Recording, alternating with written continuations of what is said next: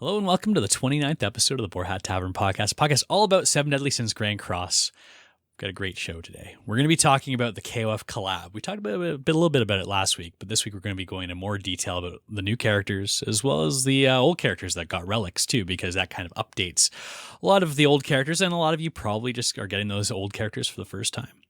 We're also going to be looking into the future because JP got a couple new units as well. Merlin and Megerde. I'm not sure if I'm saying that right. Mergard. I don't know. Anyways, they got two new units as part of the Ragnarok Chapter 3. So we'll be covering those units as well. I'm your host today, Daz, as usual. I'm joined again by Claptrap, who joined us last week. Clap, welcome back as my co-host. We almost had Sandy come in today, but I think she got held up at work, unfortunately. It would have been nice to have Sandy return. I actually had to change the name of the episode like last minute because Sandy couldn't make it with us. That's a little unfortunate. I know she's obviously a big fan favorite and irreplaceable, as many commenters have told us before. But that being said, I guess we can just roll right into it, eh? Hey, Clap? Sounds good to me. So we've got the two new. Well, let's start with the KoF collab. We'll start by talking about each character. We'll go into depth about their kit, talk about them, maybe where we think they'll be good, maybe where we think they'll be bad. Who knows? Starting with Terry Bogard. He's a red unit. His first skill is a single target alt gauge depletion. It's very similar. Well, actually, it's the same as the new Easton's alt gauge drain. You don't see a lot of new Easton, but it's the same as like old Merlin, Tarmia, like any of those that just do single target alt gauge. The only difference between his and anyone other than the new Easton is that it drains 2 orbs on silver. Most of the other ones drain 1 orb. Easton's also drains 2. Just a little bit less damage on silver, but it's more or less the same thing. His second skill is a stance card, and it does an attack-based counter damage to whoever he attacks. Very similar to like an Esterosa, except you don't have any taunting. It just counters if any damage is done to anybody on the team, even if it doesn't damage Terry himself. He's got a passive, which says in PvP reduces all stats of the enemy with the highest remaining HP by 20%. On each ally turn. So it only starts on your turn, and then it's whoever at that moment in time has the highest remaining HP, it'll debuff them, and it'll be a great debuff. And then the same thing the following turn. It might be a different unit, but it's just whoever has the highest remaining HP. Very powerful, only it works in PvP though. His ult is an AoE Power Strike ult. Very powerful. We know Power Strike's a very strong damage ability, and his ult definitely follows that trend. His Holy Relic. There's so many things we have to talk about now because of Holy Relics and things, but Holy Relic, when the hero uses a stance skill, removes all debuffs on the hero and increases all stats of the hero by 20% for 2 turns. And that's all stats. That's crit chance, crit damage, attack, defense, everything. So if you get 2 stacks of those, because it says stackable, or more, it's 20, 40, 60%. All stats increase. So it's pretty sizable, especially if you get a few stacks of those. So, Clap, what do you think about Terry? When we talked about him last week, we're kind of a little lackluster on these units. Has your thoughts on Terry changed much? Not really. I think it's still the same thoughts. He's good for bond teams or maybe one of those stance teams, but otherwise I don't think I'll use him at all. You don't think there's much? When we talked about these guys last week, we're like, yeah, they'll probably like... You might see them for a week or two, and then they're going to disappear. They're not going to be part of the meta. But I don't know. I'm starting to change my opinion about Terry. I think we might be seeing Terry quite a bit for like the foreseeable future. I don't want to say forever because like metas shift so much, but as long as you see stance teams and bond teams, which are fairly common in PvP, I think Terry is going to have a place there. Do you disagree with that? I'll give him at least until next festival, and then we'll see. That's true. I guess he could be very short-lived. I think he's got this kind of feel to me like Amelia in a lot of ways. And before anyone like jumps on that comment, because I know Amelia is a very strong unit and like extraordinarily useful in many situations and still viable in PvP like months after her release. The reason I say that is because he feels like a supporty style unit with his alt drain and his stance counter actually provides a little bit extra damage, but with a very strong ultimate, just like Amelia. He's the kind of unit that you're like, oh, if there's someone to go 6/6 for on this banner, it's probably Terry, because a 6/6 power strike, especially if you have a couple of stance stats buffs up from his holy relic, you're probably going to wipe the team, and it can be a win condition on its own. So I don't know. I think I'm strongly considering. I went 600 on the KoF banner, but I'm strongly considering going another 600, at least spending my gems until that I have until this banner goes away, to try and get maybe a couple more dupes of Terry. To be honest with you, I don't know. Am I crazy here, Clap, or is this something I should be doing? Shouldn't be doing? The banner is definitely worth going in on. And the units won't be bad. It's just personally, I'm not a fan of stance teams. Yeah, they are stance characters in general. They're not sexy. They're slow, and they drag out, and they frustrate the hell out of anybody who especially likes debuffs. Which I know because I ran the unknown team for a long time, and anytime I came across a stance team, I was like, oh crap, the debuff immunity just kills your freezes from Amelias and such. But I don't know. I think he's gonna be around. Like you said, Clappy works well on the Bond team. And the stance team? Is there anywhere else we can foresee him slotting in? I don't really maybe. I think I saw someone on YouTube try a collab team. I think it was like Kyo, Iori, and him, or there was like a Hopper, Terry, and maybe it was Hopper, Iori, and Kyo. I don't know, but like maybe is there any way we can slot in like Hopper here? Even just try and bring back the old fat man. You can. I just don't think it'll be one of the better teams to use. And you're probably right. I'm stretching. It's always hard to find more than a couple, like maybe one or two teams for any given unit. And I think Terry is about the same. So there was a little bit of a debate in our guild. Maybe it's not a debate, just me and one other to be unnamed person think that maybe we're going to use an attack set on him. But pretty much everyone else was saying HP def's the way to go. I haven't committed either way yet, and I'm probably going to craft him a UR set today. Should I be crafting him an HP set or an attack def or an attack crit set, Clav? What do you think after seeing him in action? I definitely think an HP set, just like every other stance character or counter character. My Estarosa's got attack defense. I've been perfectly happy with that decision for a long time. I don't know, like the big damage numbers could be nice. Like those stances will hit harder if you've got an attack set on him. He does give himself the HP ups with his passive, or the relic, I guess. And how squishy is he both though? Could work. Like, do you need to have him on HP? Is he too squishy? Is that the problem, or? I guess once he gets I'm not sure. I haven't used him myself yet. I've just seen other people use him. No, you're not helping me make any decisions. Maybe I'll wait to see a little bit more data on him before I decide to go in. That's true. The only problem is there's only ever going to be one Terry. Even if KoF comes back, they're not going to have a second Terry unit, but I know what's going to happen in the future. Me and Hoots, the other clan member who often makes the wrong set first, we're probably going to make the attack set and regret it shortly thereafter. But who knows? Maybe I'll have to confer with him, see what his thoughts are on it. He already made the attack set, so you can just ask him for advice there. There you go. So let's confer with him, and maybe I'll report back to everyone on next week's show. Okay, so Terry, I give him a thumbs up. I think if you're going to summon for anybody on this banner, not including the old units, because Kyo specifically is one that I would make sure you try and get if you can. Terry is, between him and Iori, the one that I would try and get as high alt level as possible if you happen to have the chance to. But that being said, let's move into Iori. Let's talk about him a little bit. He's a green unit. His first skill is a single target co-destruction card, exact same as Kyo's. Co-destruction, for those of you that don't remember, it does more damage the more debuffs the enemy has, the target has. His second skill is an AoE infect card, exact same card as Baby Merlin. Infect just makes it so you can't heal up at all through lifesteal or through healing cards, any sort of healing mechanic while that debuff is active. It won't hit nearly as hard as Baby Merlin's, just because Baby Merlin's Baby Merlin, but it's still there. And then the passive that he has gives extra damage on Ignite. So he gets more damage than most characters who get on Ignites. I don't have the percentage number here, but it's significant. And he also has a stackable attack-related stats buff after he uses a skill. And this, last year I was saying this is very similar to Rem when she can stack her buffs, except that it applies after he uses a skill.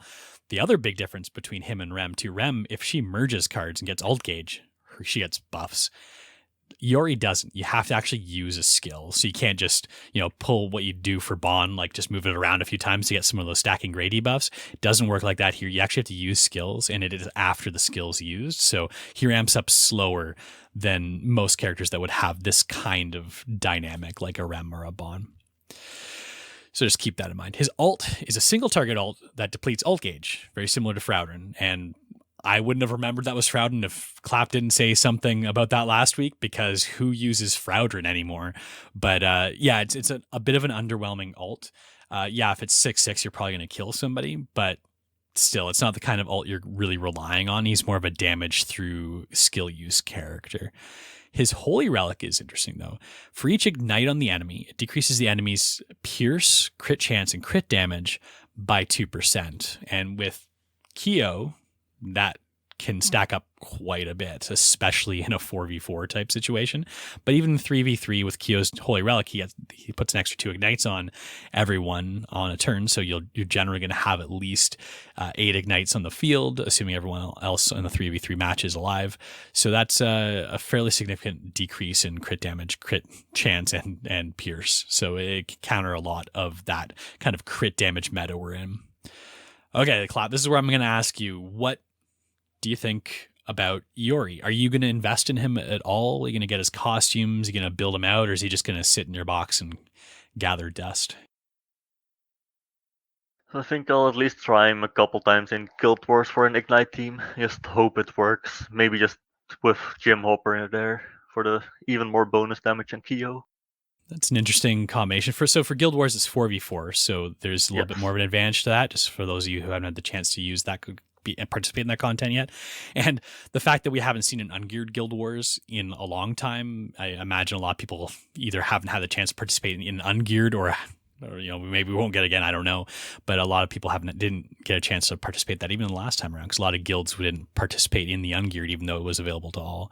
But I agree with Cloud. I think the only place we're really going to see him outside of maybe like some random YouTuber meme teams is in Guild Wars as a replacement for Monspeed. One team you often see in Guild Wars is Kyo paired with Green Monspeed and maybe Fess Eldris in another unit, just because of that massive amount of damage that Monspeed can do with the ignites. Well, Iori does that as well, and in some ways he can make the team better because his Holy Relic makes it so that the team can get tankier. And tankier is good on an ignite team because as soon as Kyo dies, the whole team falls apart. Iori becomes almost useless if the Kyo dies first. So I think that's where we're going to see him fit in. I doubt we're going to see him in many other places. If you're looking to spend money, real dollars on costumes, I'd say spend them on Terry and just stay away, or maybe even the older collab characters, and stay away from Iori unless you're a whale or looking to use him in geared Guild Wars. But equipment, attack crit, is that simple enough to say there, Clap? Or Yep. Okay, so if I don't think anyone. Yeah, no one's gonna argue that one, I gotta say. I don't. Do you have anything else to say about Iori, or it's a little unexciting to me? But yeah, I think we've said all that's there to be said. Yeah, it's too bad. I think they could have made this unit a lot better if they made his stacking passive, where he gets the attack stats boost, work differently, work more like a Rem or something. It might have been a bit more powerful. Yeah, but apply before skill use instead of after. Yeah, or even with each alt gauge increase as opposed to skill use, then you have more opportunity to like ramp him up faster. But he just ramps, feels too like he's too slow. Maybe with like a hopper or something, like you said, in a geared Guild Wars situation, you might be able to circumvent that. But still, in Geared Guild Wars, I'd be perfectly happy just continuing to use Monspeed in the same slot and not investing money in this guy. Okay, let's look at the old KoF characters. We've got Rugal, Athena, Kyo, and Mai. So one of the nice things about this event, and I'm going to give Netmarble a little bit of praise here because they usually get a lot of flack for like almost every decision they do. But one really great decision was to not only give them all Holy Relics, but to also make them essentially free to get by just doing events that is accessible to everybody, right? You don't have to even look at the bird to get these. You can just get your daily things from the devs, right? Your mail, collect your mail and get them from the Rugal shop, the final boss shop. It's a pretty nice thing, I think, that Netmarble did. So the discussion today is not whether you should get all these relics. You should just get them all. Make sure you're logging in, make sure you're doing your events. We're just going to talk about which ones, I guess, we think are going to be good, and maybe which ones can change a character to make them better, or maybe even meta. I don't know. Okay, so who do you want to start with here, Clap? Do you have a preference? Do you want to start with the best one first, the worst one first? Maybe just take a random stab? Just pick a random one. Okay, well, we'll start with the order that I wrote them down in, just to make it easy for us. So let's start with Rugal. Rugal... His relic is when hit by an enemy's skill, the hero's pierce rate increases by 10% to a limit of 5 times. So Rugal, for those of you who don't know, he's a pierce character. Very much like Blue Demon Meliodas. You'll be seeing him a lot with teams with Lilia in probably a Guild Wars situation more than anything else, because pierce has really fallen off in other places. But getting 50 extra per pierce over time, granted, but still getting 50% extra pierce. Is this going to change much about him, Clap? He's a pretty tanky character, so he probably will survive several hits. Yeah, it makes him better for Guild Wars. I think it'll bring pierce teams back at least. Yeah, and again, a lot of these deeper units come back to Guild Wars, because when you're talking about PvP, you're looking at 4 characters you're probably going to be using like almost all the time. There's a very limited meta. But when you're looking at a Guild Wars situation, suddenly you're looking deeper on your roster, because you're fielding 5 4v4 teams on defense and 16 characters on attack. In geared Guild Wars and ungeared Guild Wars, can't remember the numbers there, but still similar. You have to use a lot of characters. So these pierce teams can be useful. They're more useful in geared Guild Wars, but maybe this will make him actually useful in ungeared as well, because he relies on pierce. So you typically want pierce rolls on your attack pieces to make him hit really hard. But he does have one of the hardest hitting AoEs in the game when paired with like a Lilia to increase his pierce rate.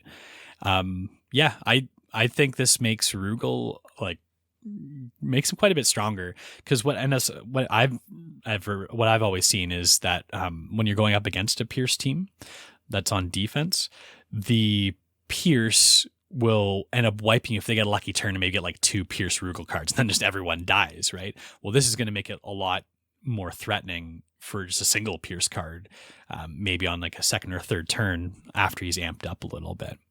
And one of the things we've always talked about off camera is that pierce has slowly been falling down because everyone's been getting more attack, more HP with super awakenings with new levels, but these pierce units have never been getting a lot of pierce rate when you super awaken 6 them or super awaken 5 them. They might not even get any pierce rate. I don't remember. But even though with the Holy Relics too, like you don't get more pierce. So pierce is like a fixed damage number. So if the pierce rate's not going up to scale with the HP, pierce gets relatively worse.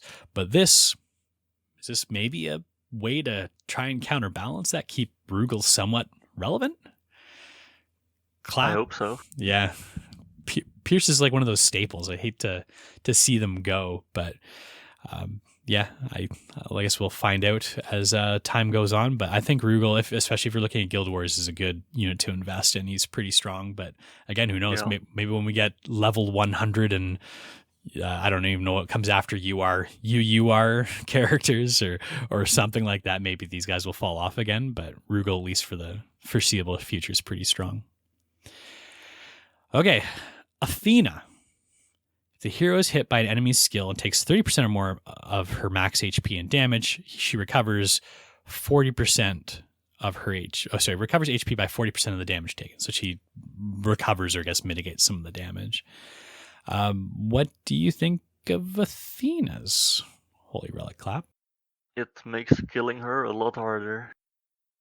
Yeah, she's a sneaky one. You see her, I guess, most often used probably in Brawl as well as Guild Wars, just for that her passive. Which, if people don't know, if your team kills someone on the enemy team, everyone on their team loses. I can't remember. I think it's 3 orbs, but it makes it 2 orbs, so it makes it harder for the other team to ult rush if they're losing units along the way. So you'll see a lot of Athenas in Brawl to try and prevent the assault melee to suicide or any suicide teams coming at you. It prevents that suicide from being able to happen, and it does the exact same it has the exact same purpose in Guild Wars as well. Athena is there to make sure that people can't try and cheese your defenses. You pop Athena on there, and suddenly, oh, you can't use the suicide team anymore. And suicide's Fraudrin and Liz. If you put those two together, on a team, they'll end up getting full ult orbs after they die, and then you get ult on your first turn. Well, that can't happen with Athena. But if you take a regular team, and now she's going to be a little bit harder to kill, like Clap said. Athena is one of those units I think a lot of people regretted not getting on the first KoF collab. So it's really nice that she's come back around again, so a lot of people can actually pick her up. And she came with a new costume, which looks pretty awesome too. So I think that's one thing I am going to invest in is her costume, the Greek goddess one. I think it just looks good. So yeah, too bad she already has 5 out of 5 costumes without it.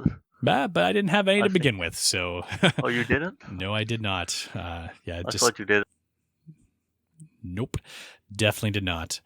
So yeah, Athena, if you participate in Guild Wars, ungeared or geared, she is a bit of a staple there if you want to be super competitive. So she's a good one to at least try and get like one copy of. You don't need to have her high ult or anything. Her purpose is just to prevent people from suiciding into you. Next up, Kyo. Kyo is probably the one KoF character that you'd see the most pop up from time to time throughout different metas. And right now in Elite PvP, he's there because of the season rule, which, you know, gives you healing or extra damage or whatever the weekly rule ends up being, or the monthly rule, due to having ignite or debuff stacks on the enemy team. Kyo, again, for those who don't know, he puts 2 ignite stacks on each character on the enemy team at the beginning of each turn, and they keep going forever. I think it's the most broken thing they ever put in the game. Oh, maybe not. I guess Goddess Liz is pretty broken, and same with Green Gother, but this is still up there with those in that conversation. And you reduces damage dealt to allies by 5% as well per ignite.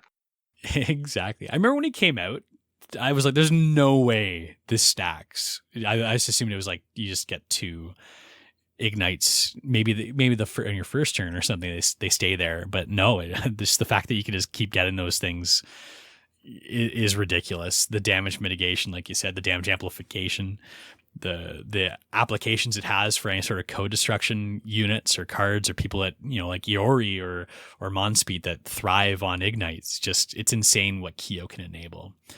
Mm-hmm. We say all the time, and it always comes back to Guild Wars, but in Guild Wars we say all the time, like, we wish we had 4 Kyos, because you really could use him on almost every team. At least 4. Yeah, at least 4, because he's good everywhere, and he's even great in a lot of PvP comps. Not even just with Iori, but with Bon, he works well with Bon as well. So Kyo is one of those ones, again, if you're going to be pulling on KoF, I know you kind of got to hope because there's no selector ticket here, but trying to pick up that 1 copy of Kyo even is a nice thing to have. He's not like a necessary unit if you're just playing regular PvP. There's lots of other teams you can go with, but if you ever want to get into Guild Wars, Kyo is definitely one of the sought after ones. And his relic, we haven't even talked about his relic yet. It applies 2 ignite effects on 1 random enemy for 1 turn at the start of the ally's turn. So you put 2 debuffs on everybody, and you put an extra 2 on another person. Those 2 debuffs, they disappear after a turn, so it's not like absolutely ridiculous crazy, but you still get an extra 2 on 1 unit, which adds up. And 4 ignite stacks on 1 character makes those code destructions hit a lot harder. Kyo's got 1, Iori's got 1, Red Esterosa, hell, he's got 1 too. But yeah, I think it's a pretty powerful thing. I remember when we first saw that Kyo was getting a relic, I was like, oh, there's no way it's going to do, like, I thought the translation was wrong. We thought it was going to replace his skill and just put 4 on 1 unit instead of 2 on everybody. But no, it just puts an extra 2 on somebody else. Is this the most OP relic of the bunch for these guys, Clap? Or do you think this is a good amount of power boost for Kyo? I don't know. think they're all pretty good for everyone. Yeah, I think this one's makes Kyo a little. Well, I'd say it's a significant power jump. I guess most Holy Relics are, and they should be. But Kyo's definitely gives a significant boost to the pack. Final character, the often forgotten Mai. Her Holy Relic increases all allies' attack by 15% if the hero is buffed.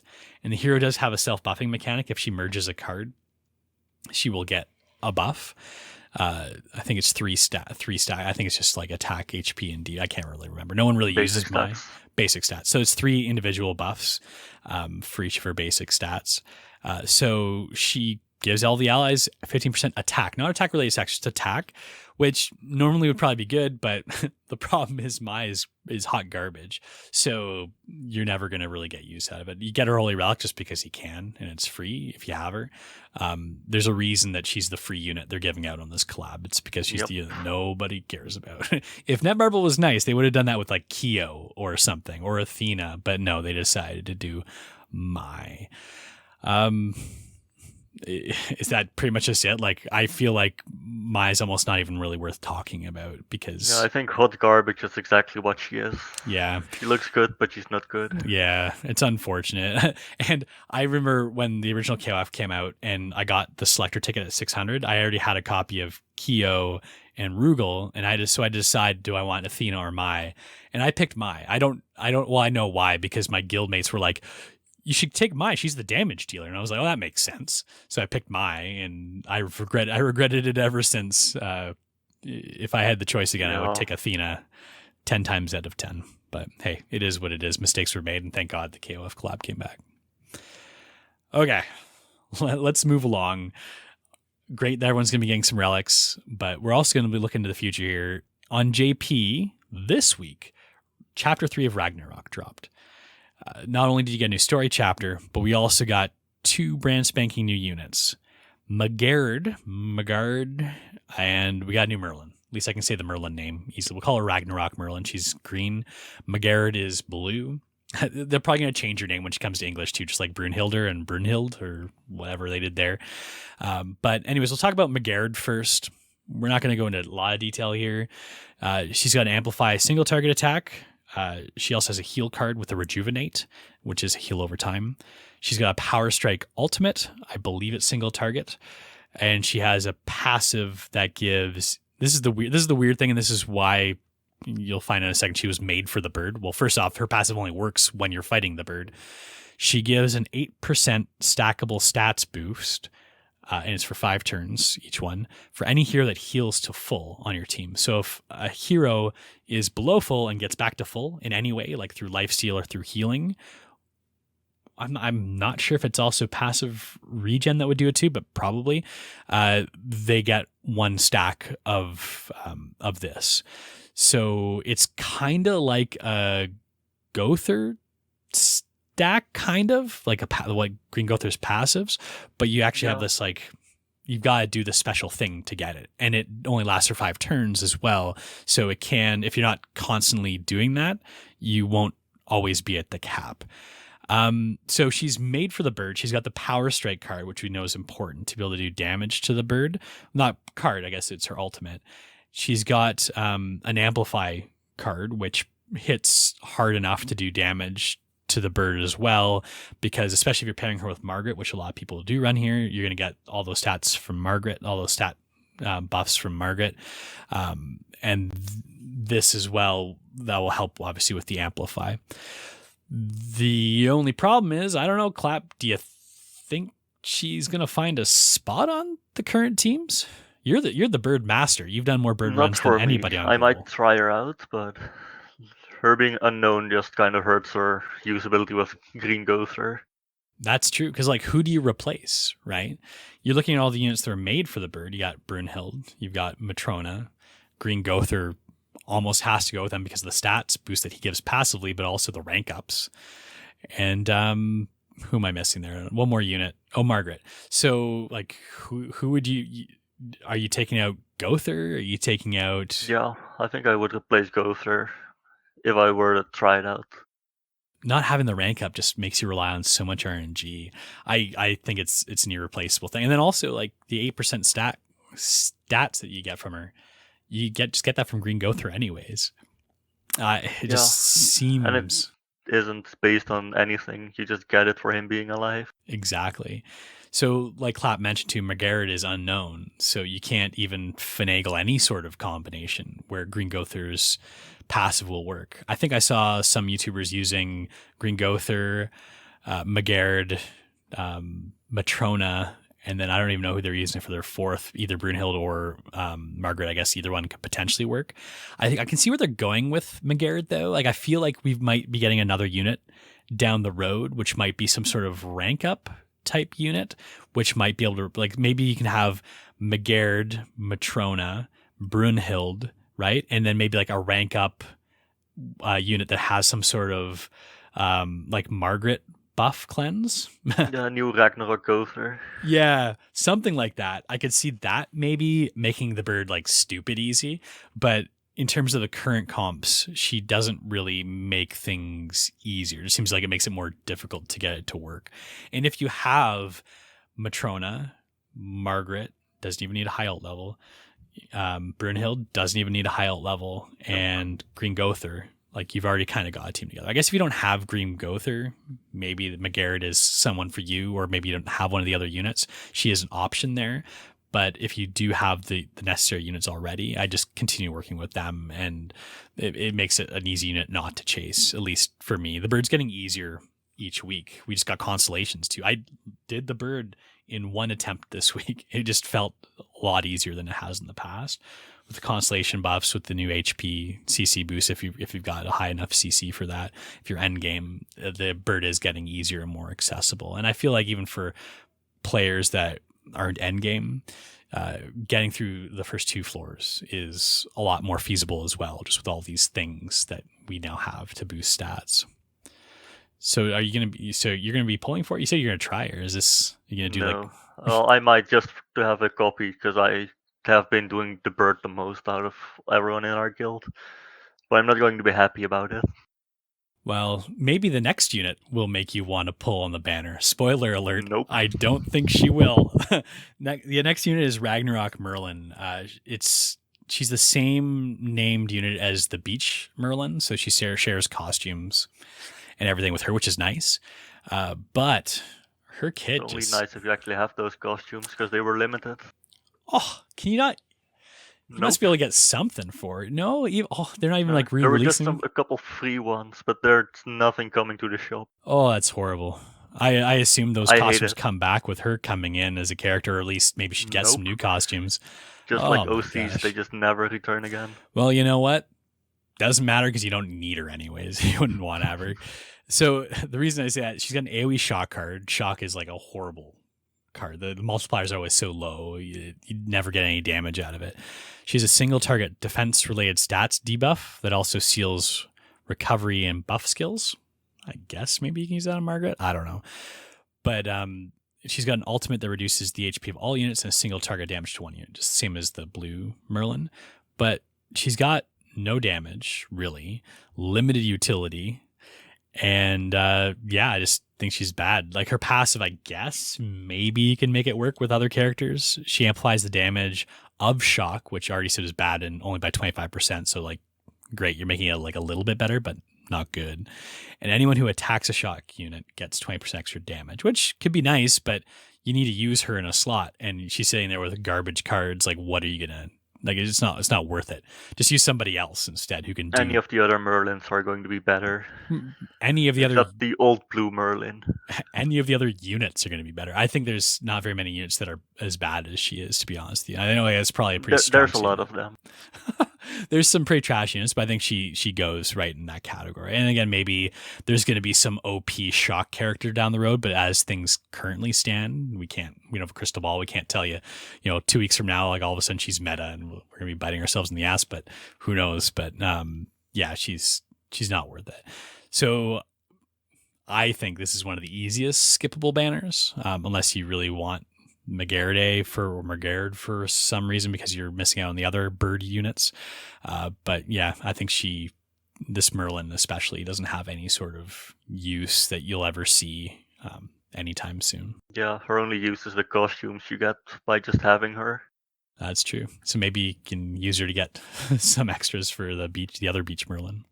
If you use her, I don't even know how many costumes she has, but if she's missing some, maybe that'll make it a little bit better, a little bit more palatable. Yeah, maybe. Who knows? But I probably won't find out because I think this is a safe skip for me. After a collab, though, it is nice to get a skip banner because a lot of people will spend their gem reserves on collabs just because we know they're not coming back. The thing about this Ragnarok Merlin is presumably she's going to be going into the regular pool and she'll be on future banners. So you'll get her eventually just, by summoning in general on other banners. So I don't think she's one to chase. Yeah, definitely not. And I haven't checked the banner, but I'm assuming including Brynhild's on there. Oh, is she? Okay, so maybe that's a reason to summon. If you missed out on Brunhild, you can try and go, but she's not rated up. So it feels bad when you try and chase non-rated up units, like Chandler back on his original banner. He was a hard one for me to find. He was the only one I could find. Oh, yeah. I didn't get him for a very, very long time.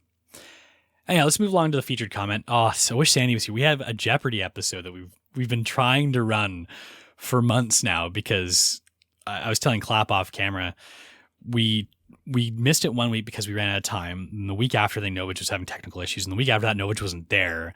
And then we took like a month or something off from doing the show. And then it's now just me and Claptrap that have been doing it. So we haven't had a 3-person show to do a game in a long time.